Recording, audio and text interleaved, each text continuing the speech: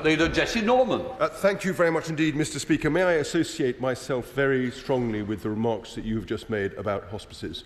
You will recall that St Michael's Hospice was a topic of a recent discussion that we had at the dispatch box in Business Questions. Mr. Speaker, I feel I must confess, a slight degree of trepidation and nervousness because at the weekend I received two massively welcome Christmas presents with the result of the Manchester Derby and also the defeat, dare I say it, Mr. Speaker, of Chorley by Hereford in a tough, hard-fought game at Edgar Street. And I remain worried that I will need all of your legendary reserves of Christmas loving kindness in order to mention this.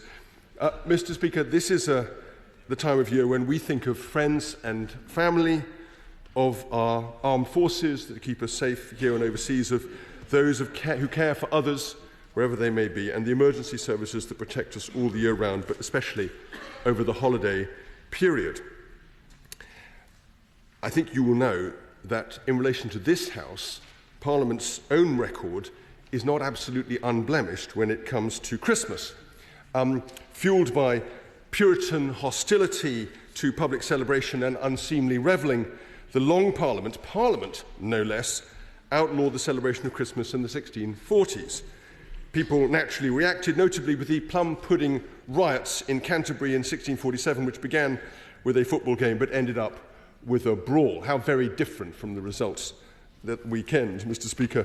Perhaps the worst moment for this House was during the Protectorate, when Parliament sat on Christmas Day 1655 and Colonel John Desborough attempted to impose a decimation tax while many royalists were out sensibly celebrating the Christmas season.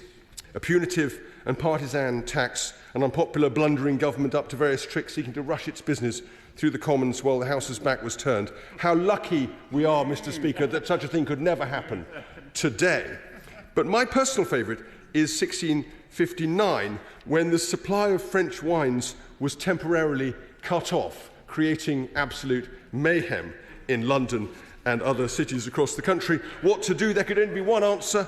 Members of Parliament should drink Herefordshire Cider. It was every bit the equal of Burgundy and Bordeaux, as Roger Bosworth, my predecessor as MP for Hereford in the 1659 Parliament, insisted, and it was the ideal remedy for smoothing away troubles. Now, Bosworth was a medical doctor, so he well knew the life-enhancing benefits of Herefordshire cider, Mr. Speaker. Let me say, I think the lesson is clear. I doubt if the Plum Pudding Riots would have happened at all if the people of Canterbury had had Herefordshire cider to drink after the football. I only hope that the Chorley players were able to do the same after that hard-fought game on Saturday. Mr. Speaker, to you, to the clerks and the House staff, to all our colleagues across these benches and in the other House, I wish a very merry and Herefordshire-filled Christmas and a Happy New Year. Leader.